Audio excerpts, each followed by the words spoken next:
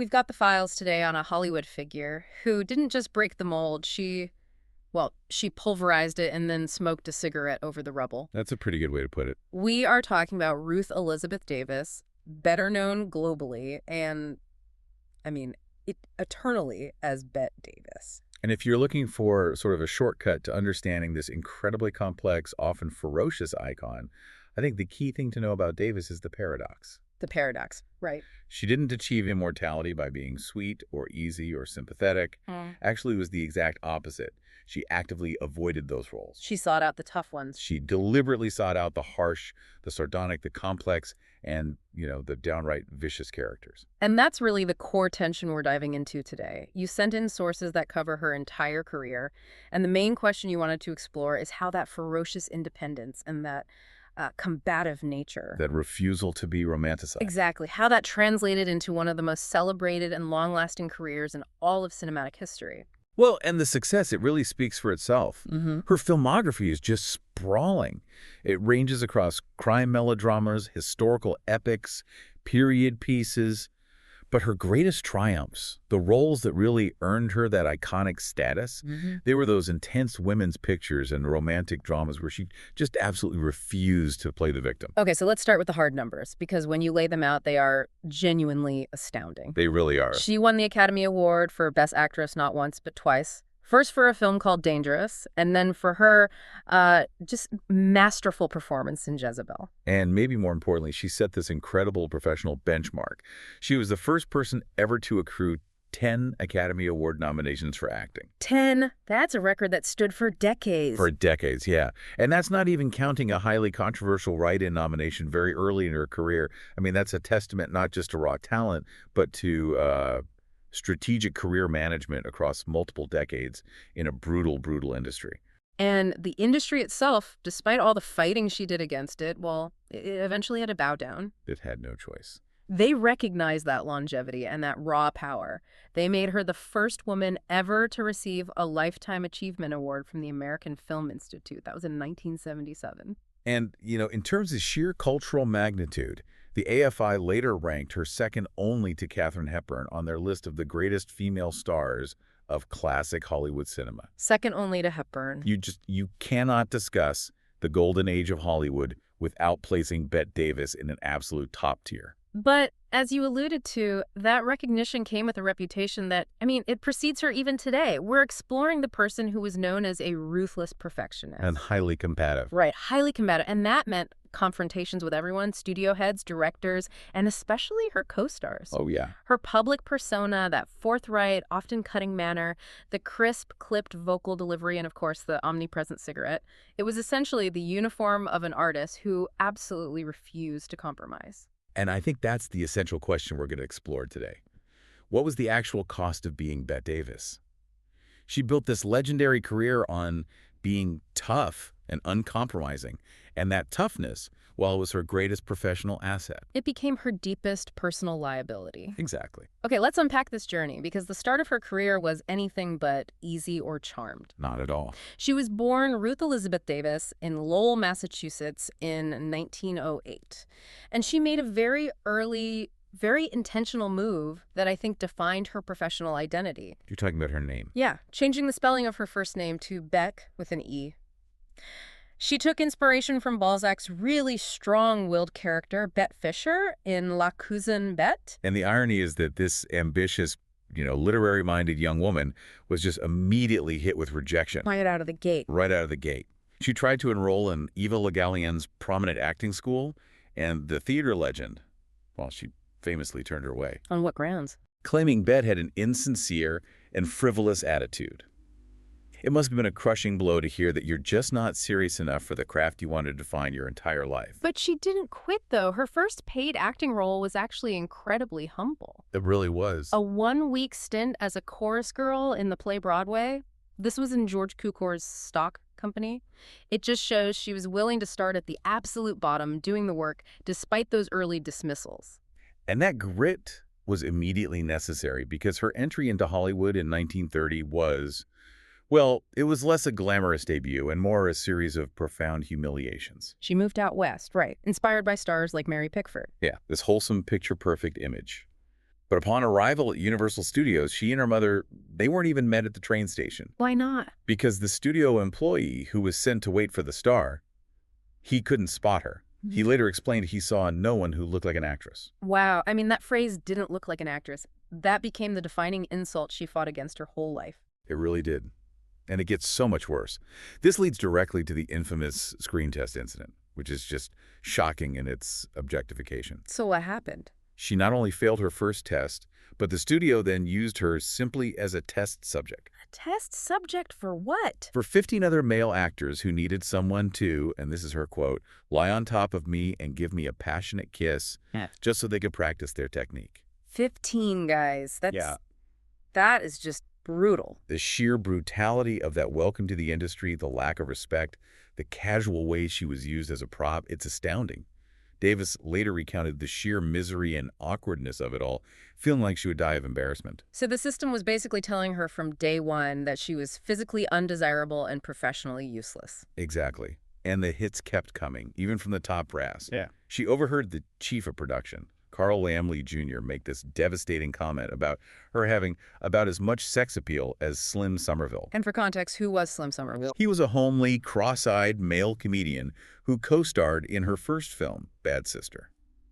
So, I mean, it was a cutting, deeply personal assessment that she never, ever forgot. It's a brutal initiation. It really was. After 1 year and 6 unsuccessful, forgettable films, Universal just elected not to renew her contract in 1932. She was literally packed, ready to go back to New York, feeling like a total failure. But here is where the breakthrough happens, and it's driven entirely by a fellow actor recognizing her potential. Right, George Arliss, a celebrated star of the time. He chose her for a lead role in a film called The Man Who Played God. And that was her lifeline. It was everything. That film landed her a 5-year contract with Warner Bros., which was a studio relationship that would ultimately last for 18 highly volatile, explosive years. And the nature of that relationship was really defined immediately by her first major critical success, which was on a loan out to RKO. Of Human Bondage, 1934. This is the ultimate aha moment that defines the Bette Davis brand. Yeah. She chose to play Mildred Rogers, the vicious and slatternly waitress who just destroys Leslie Howard's character.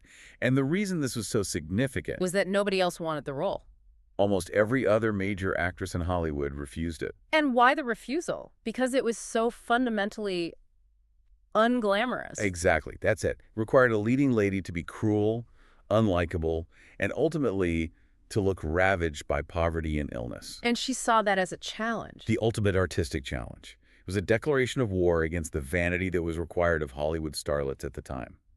She insisted on portraying the character realistically, understanding the brutal aesthetic of suffering. She had that great quote about it. Yeah, she famously said, "The last stages of consumption, poverty, and neglect are not pretty, and I intended to be convincing looking." And the critics went wild for it. They were immediately captivated by this commitment to authenticity.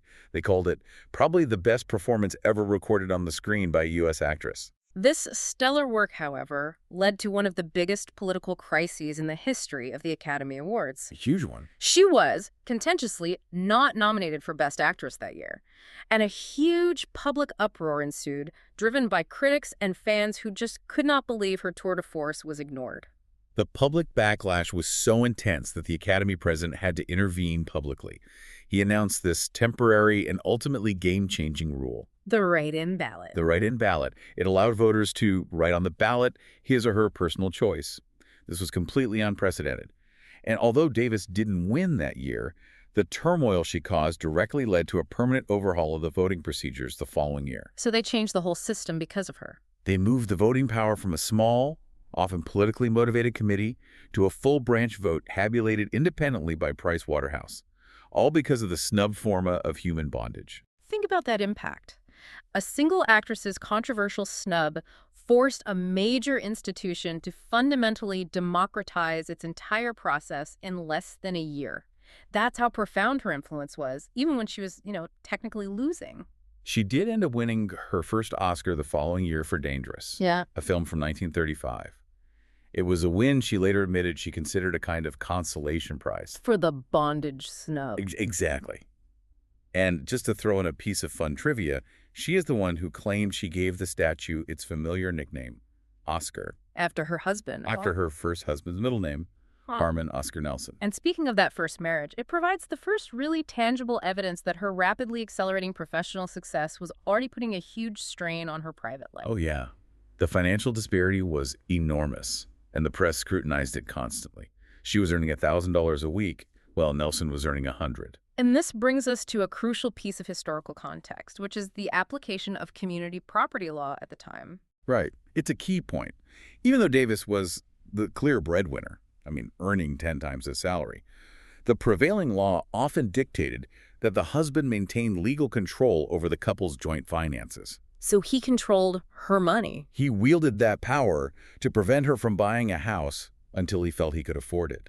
It was a means of control, a way of ensuring that his financial inferiority didn't translate into a loss of traditional patriarchal authority in the marriage. That is just deeply frustrating. She's out there fighting the entire studio system for artistic control, only to come home and face a husband who controls her finances using the legal system. And the pain extended far beyond money. Davis had 2 abortions during this marriage, both insisted upon by Nelson. Which just highlights the extent of the control exerted over her body and her life, despite her burgeoning fame. This relationship was really the first casualty of the success she pursued so ruthlessly. Okay, so this is where the story of Bette Davis just explodes from personal drama into a massive industry-wide landmark event. Contract showdown. That simmering tension between Davis, her salary demands, and the restrictive studio system of Warner Bros. Culminated in a legendary contract showdown of 1936. And this was a battle over so much more than money. Davis felt she was being assigned, garbage scripts that were unworthy of the status she had earned. With performances like of Human Bondage. Exactly. Yeah. So she refused these poor film offers like God's Country and The Woman in Mountain Justice. She demanded a salary increase from about $1,250 to a still modest $3,500 per week. And Warner Bros., under the notoriously stingy Jack Warner, responded exactly as you'd expect. They suspended her, effectively halting her income until she agreed to work. But Davis wasn't having it. She took radical action. She abruptly packed up and traveled to England. Once she was there, she signed a deal with a British company to make a film called I'll Take the Low Road. So this was a direct, brazen attempt to just bypass her Warner Bros. Contract by working outside U.S. jurisdiction. It was, and Warner Bros. Was furious. They immediately filed a legal injunction in the British courts. And the resulting court case was the stuff of legend. It became a landmark ruling on the power of the studio system. And Warner Bros. Won the case decisively. Yeah. Justice Branson, who oversaw the proceedings, he pulled no punches. What did she say? His summation was just brutal. He dismissed her claims that she was an underpaid slave, and he ruled that she breached the contract for no discoverable reason except that she wanted more money. So she lost? She lost big. Davis was ordered to pay a staggering $80,000 in restitution and legal fees. For her personally, it was a massive financial and legal defeat. Yet here is the huge paradox that defines her mid-career. Although she definitively lost that legal battle, having her name plastered across international headlines for standing up to the oppressive studio system was a monumental public relations victory. Absolutely. It signaled to audiences that she was fighting for quality, she was fighting for artistic control, and she was fighting against corporate control. She would return to Warner Bros., financially bruised, but, reputationally stronger than ever. She had established, in the most public way possible, that she was a fighter who would risk everything for her principles. And the studio, they had to reward this new level of stardom. And reward it they did. She immediately starred in Marked Woman in 1937, a role that earned her the Volpe Cup for Best Actress at the Venice Film Festival. And then came the definitive Southern Gothic performance that earned her her second Academy Award. Jezebel. In 1938. Where she plays the strong-willed, often spiteful Southern belle. It was a masterpiece. And it was also where she entered into a professional and romantic partnership with the director, William Wyler, who she later called the love of my life. The combination of Wyler's meticulous direction and Davis's ferocious intensity was just electric. It often resulted in these spectacular, complex performances. And that period cemented her as the studio's most profitable star. She became a consistent fixture on the Quigley poll of the top 10 money-making stars. Which, for context, was the era's definitive annual measurement of pure box office power and bankability. She was a guaranteed hit. And this success wasn't fleeting. She went on this unbelievable run, receiving 5 consecutive Best Actress nominations from 1938 to 1942. For films like Dark Victory, The Letter, The Little Foxes, and now Voyager, She was, you could argue, the most critically recognized actress in the world during that stretch. This era also saw her embracing astonishing transformation and risk, and it was driven by this guiding philosophy she learned from the actor Charles Laughton. Right, that famous quote. He told her, "Never not dare to hang yourself. That's the only way you grow in your profession. You must continually attempt things that you think are beyond you, or you get into a complete rut." And she lived that quote fearlessly. I mean, consider the private lives of Elizabeth and Essex in 1939. Right. At the peak age of 30, when she could have played the most glamorous ingenues, she chose to portray the 60-year-old Queen Elizabeth I. And she went all in. She went so far as to shave her hairline and eyebrows for the role. It is an almost unheard-of sacrifice of vanity for a major female star at that time. It just shows she prioritized the artistic growth Laughton spoke of over marketability. And it was during this run that she delivered what she considered her personal favorite performance. Dark Victory. Dark Victory from 1939, where she played a wealthy socialite who discovers she has a malignant brain tumor. It required a level of emotional vulnerability and gravitas that truly showcased her range beyond just playing the harpy roles. And her uncompromising nature wasn't confined to the sound stages either. No, it definitely wasn't. In 1941, she became the first female president of the Academy of Motion Picture Arts and Sciences. This was a position of immense authority, and she approached it with her typical bulldozer energy. But she didn't last long. She resigned pretty quickly because she antagonized the committee with what they called her brash manner and radical proposals. This is a key piece of information about her personality outside of acting. What exactly were these radical proposals? I mean, what was she trying to do? She didn't just want to preside, she wanted to reform the entire institution, make it more democratic, less beholden to studio politics. So what did she propose? Her specific proposals included ending the practice of hosting the ceremony on the studio lots, which she felt reduced the event's prestige and made it too much of a studio promotional tool. She wanted a neutral, formal venue. Exactly. And she also wanted to abolish the common practice of presenting the awards via speeches that often lauded the studio heads rather than the artistic achievements of the recipients. So she tried to take the biggest political machine in Hollywood and force it to be independent and artistically pure. Of course, they kicked her out. That uncompromising attitude applied even to boardroom dynamics, which the establishment just wasn't ready for in a woman. However, her most powerful and long-lasting authoritative role outside of acting was born from the necessities of World War II. Right. In 1941, she co-founded the legendary Hollywood Canteen with the actor John Garfield. And the Hollywood Canteen was extraordinary.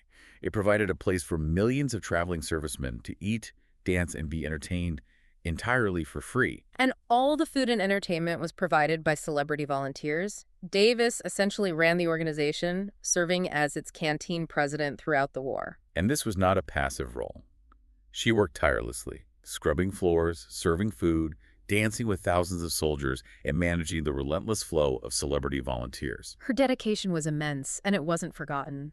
She received the Distinguished Civilian Service Medal in 1983 for this massive effort. It just shows that when her notorious energy was channeled toward a genuinely altruistic goal, it could be incredibly powerful and effective. But even as she was running this massive organization and filming iconic pictures, the personal turmoil continued. Her second husband, Arthur Farnsworth, died suddenly in 1943 from an accidental skull fracture sustained weeks earlier.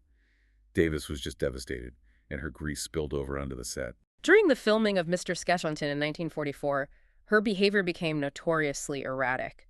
She was demanding dialogue changes, refusing to film scenes, forcing sets to be rebuilt. And while critics called the resulting performance marathonic, it still earned her another Oscar nomination.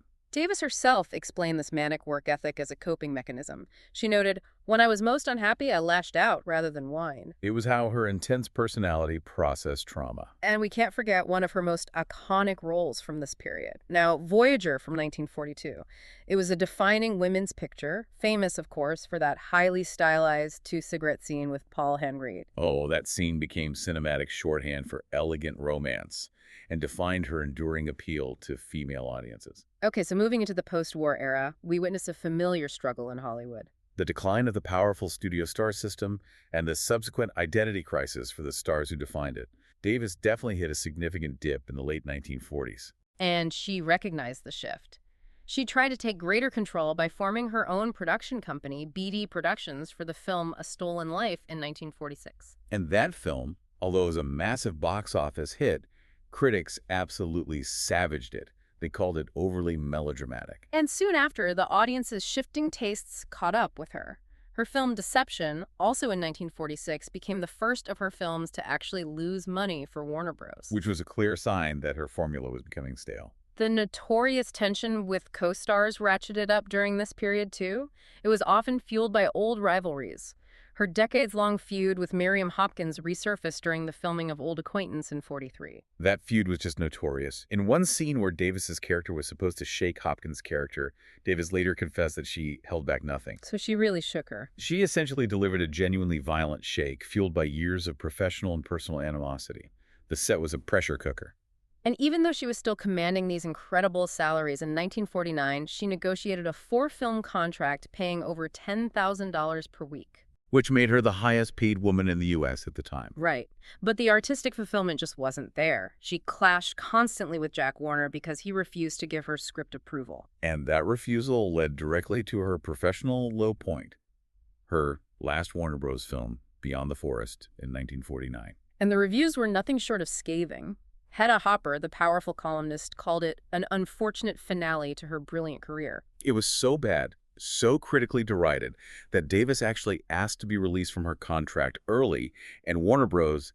Immediately agreed. The only thing the film is really remembered for is the delivery of that one single line. What a dump. What a dump, which instantly became associated with her theatrical, slightly over-the-top persona. It even showed up later in plays like Who's Afraid of Virginia Woolf? And that marks the end of her studio career, and it looked bleak. But you simply cannot count Bette Davis out. This low point was immediately followed by one of the greatest career comebacks in Hollywood history. All About Eve, 1950. She took on the role of Margot Channing, the fading, tempestuous Broadway star, a part that felt frighteningly close to her own reality. She famously called the script the best she had ever read. It was a role she was born to play, embodying all the ferocity, the anxiety, and the aging insecurity of a powerful woman in a youth-obsessed industry. And it delivered massive critical and commercial acclaim. It earned her Best Actress awards at the Cannes Film Festival and from the New York Film Critics Circle. The director, Joseph L. Mankiewicz, was reportedly astounded by her professionalism. He called her letter perfect. So all that talk about her being difficult. On set, she was prepared, she was flawlessly intense. The public perception of the difficult actress translated directly into unforgettable work. And of course, it gave us one of the most quotable, defining, and imitated lines in cinematic history. Fasten your seatbelts, it's going to be a bumpy night. That single line is Margot Channing, and Margot Channing is Bette Davis. They're permanently intertwined. The success of All About Eve truly cemented her career recovery and proved she could thrive outside the declining studio system. But as her career stabilized, her personal life remained incredibly turbulent. She married Gary Merrill in 1950, her fourth and final husband. And he adopted her daughter, B.D. Sherry, and then they adopted 2 more children, Margot and Michael. But that attempt at family stability was tragically short-lived. Their adopted daughter, Margot, was diagnosed as severely brain damaged and eventually had to be placed in an institution around age 3. And the marriage itself was rocky. Extremely. B.D. later recounted difficult episodes of alcoholism and the frequent explosive arguments between Davis and Merrill. The pressure she endured professionally was just mirrored by chaos at home. Her career in the early 50s reflected this instability. She got another Oscar nomination for The Star in 1952, playing a fading actress. A role many saw as a thinly veiled parody of her longtime rival, Joan Crawford. Right. But after that, the rest of the decade saw very few successful films, like Storm Center or The Catered Affair, and critics began to turn on her, citing her acting style for overt, excessive mannerisms. Essentially, the powerful techniques that made her a star in the 30s and 40s began to look histrionic and dated in the minimalist, emerging style of the 50s. And her marriage deteriorated under this pressure, ending in a messy divorce in 1960. It appeared, once again, that the combative intensity she brought to the screen ultimately translated into deep dysfunction in her private world. And this brings us to the second spectacular and perhaps most notorious phase of her career. The horror resurgence. The horror resurgence of the 1960s. When meaningful dramatic roles dried up, she found the perfect vehicle for her enduring intensity in the psychological horror genre. And we are talking, of course, about Whatever Happened to Baby Jane in 1962. She played the demented former child star Baby Jane Hudson alongside her genuine, decades-long, vicious rival, Joan Crawford. This wasn't just casting. This was a cultural event built on real-life tension. And Davis was shrewd. She negotiated a 10% share of the worldwide gross profits on top of her salary. She knew that the central rivalry, combined with the excellent script, gave them a goldmine. And the film became a huge success. It capitalized on that psychological shift in cinema audience taste that had followed films like Psycho. And the on-set feud between Davis and Crawford is absolutely legendary. It went far beyond mere professional tension. They publicly praised each other. Oh, yeah. They praised each other's acting in public, but behind the scenes, it was pure, calculated malice. Okay, so give us the details. How did they actually sabotage each other? Well, one of the most famous incidents involves the scene where the Baby Jane character, played by Davis, drags the paralyzed Blanche Hudson Crawford across the floor. Right. Crawford, fully aware that Davis was struggling with severe back problems, intentionally made herself as heavy as possible for the takes. She weighted herself down to make the drag excruciatingly difficult and agonizing for Davis. And Davis, true to form, she retaliated in kind. She did. During the scene where Jane beats Blanche, Davis actually connected. She hit Crawford hard, something Crawford later bitterly complained about. They weren't just acting out a rivalry, they were living it. And you could argue that authentic tension fueled the film's intensity and its success. But the height of the passive-aggressive warfare came at the 35th Academy Awards. Davis received her final Academy Award nomination for the role, a huge career milestone. But she didn't win. Anne Bancroft won. Right, but when Anne Bancroft was announced as the winner, Joan Crawford, who hadn't even been nominated, swept in. And she accepted the Oscar on Bancroft's behalf, having prearranged it with several of the absent nominees. It was a calculated, petty, brilliant piece of real-life theater. Crawford literally stepped into the spotlight that Davis had earned, forcing Davis to watch from the audience as her arch-rival stood on the stage holding the golden trophy. It's the ultimate example of the deep-seated malice that defined that relationship. It was so effective that when the studio attempted to reunite them for the follow-up, Hush, Hush, Sweet Charlotte, Crawford abruptly quit. Citing illness, but it was probably just spite. Many believed it was. She was eventually replaced by Davis's longtime friend, Olivia de Havilland. Yet, despite this resurgence, securing steady, quality work was still a challenge for an actress her age in the mid-1960s. And this vulnerability led to one of the most famously candid acts of her career. In 1962, she placed a frank advertisement in the trade publication Variety. Under the heading, Situations Wanted Women Artists. And the text was brutally honest. It read, "Mother of 3, 10, 11, and 15 divorcee. American. 30 years experience, wants steady employment in Hollywood, has had Broadway." It's just a shocking, vulnerable, yet brutally honest request from a star of her magnitude. It laid bare the reality that even an industry titan had to hustle for work when the system was done with her. She found stability in television, appearing in guest roles in westerns like The Virginian and in Perry Mason. But for an entire new generation who might not have seen Jezebel or All About Eve, Bette Davis's name exploded back into pop culture in 1981 via a very unlikely source. A hit song, The Kim Carnes Effect. Bette Davis' Eyes. It became a worldwide smash, winning 2 Grammy Awards for Song and Record of the Year. And Davis, by all accounts, was delighted by the tribute. She viewed it as a massive compliment and even wrote to Carnes and the songwriters. She joked that finally her grandson was impressed that she was the subject of a hit song. Yeah. Unfortunately, the final chapter of her life was defined by immense personal pain and betrayal. It really was. In 1983, she was diagnosed with breast cancer and underwent a mastectomy. And this was followed shortly by 4 debilitating strokes that caused paralysis in the left side of her face and arm and left her with slurred speech. But she was a fighter until the end. She went through lengthy, grueling physical therapy and partially recovered. But upon returning to health, she faced the ultimate betrayal, one that was far more damaging than any studio suspension or feud with another actress. Her daughter, Bette Hyman, who had become a born-again Christian and had long clashed with her mother, published a memoir. My Mother's Keeper. And the book was a scorching attack, depicting Davis as overbearing, selfish, and frequently drunken. It was a portrait that utterly devastated her. And the reaction from those closest to Davis was swift and fierce. Oh yeah, close friends, and even her ex-husband Gary Merrill. They publicly defended Davis. They accused Hyman of being motivated by cruelty and greed, pointing out the years Davis had financially supported the entire family. Davis, shattered by the public nature of the attack, responded in the most Bettening Davis way possible. Publicly and combatively. She disinherited BD and wrote her own memoir, This and That, in 1987. And she made sure she reserved the final page for a devastating, cutting letter to Hyman. Which concluded with a reference to the book's title, right? Exactly. It said, I've been your keeper all these many years. I am continuing to do so, as my name has made your book about me a success. It was a final, perfectly worded act of combative spirit, even in her worst personal hour.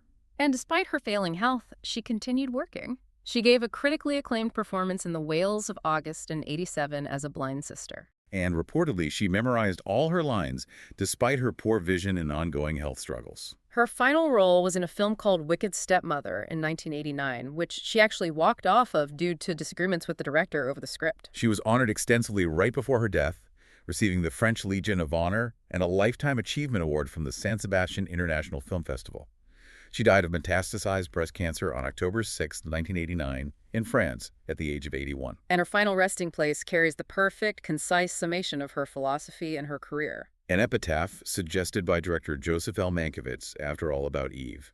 She did it the hard way. So what does this all mean? Looking back at the entirety of her career, from the humiliation of that screen test to the fury of Baby Jane, what defines the enduring, often intimidating Davis style? Well, Graham Greene offered a definitive, slightly sinister summary way back in 1936. He pointed to that precise, nervy voice, the pale ash-blonde hair, the popping neurotic eyes, a kind of corrupt and phosphorescent prettiness. She was fundamentally unconventional. She always chose authenticity and character depth over easy glamour. And it's clear she saw the development of that tough persona as necessary armor, born of the rejections she faced early on. Right. She admitted she was terrified early in her career and became tough out of sheer necessity, which led to that chilling quote, "Until you're known in my profession as a monster, you are not a star." And that monster quality is precisely what polarized critics, but it's also what guaranteed her longevity. Many praised her unconventional and fearless choices. But others, like the influential critic Pauline Kael, felt she sometimes went too far. She criticized her for turning herself into a caricature of a harpy. Yeah, she was often criticized for her overly histrionic performances, especially later in her career, but there was an undeniable magnetism to it. Right, like that Time magazine review noted. Even while criticizing her acting in a later film like Dead Ringer. It said, it's shameless showing off, but just try to look away. And you couldn't. She commanded attention, even when playing roles that were fundamentally unlikable or over the top. And that ability to mesmerize, even through excess, is the definition of a movie star. The legacy itself is unassailable. We mentioned the AFI placing her second on the greatest female stars list. It's also interesting to note that her personal Oscars... The ones Steven Spielberg bought. Right. The statues he purchased for hundreds of thousands of dollars to keep them out of commercial circulation, they were ultimately returned to the Academy.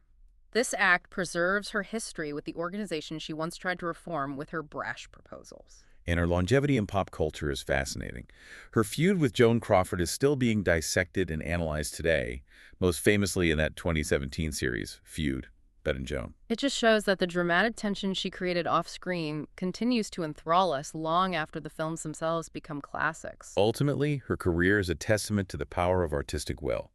She was an actress who constantly demanded excellence and, when denied it, fought legally and publicly, forcing the system to bend to her choices. And her impact was forceful and tangible, including literally changing Academy voting rules and co-founding the Hollywood Canteen. And that's the central tension we've analyzed. The price of uncompromising ambition. She admitted herself that her success was often achieved at the expense of her personal relationships. Her life was a continuous series of battles with Warner Bros., with directors, with co-stars, with her husbands, and ultimately with her own daughter. It all reinforces that final legendary epitaph. She did it the hard way.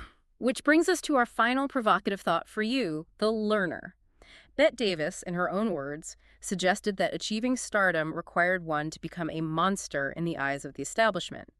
Her epitaph simply confirms the difficulty of that path. So considering how often her tough reputation was criticized by the press and damaged her personal life, we should ask, In the age of information, where reputations are instantaneous and unforgiving, is the lesson Bette Davis offers that one must be a monster to achieve true, lasting artistic control in a highly pressurized industry. It's a compelling question, particularly when navigating modern creative industries that still struggle to celebrate uncompromising female ambition without instantly branding it as difficult or monstrous. Thank you for diving deep with us today.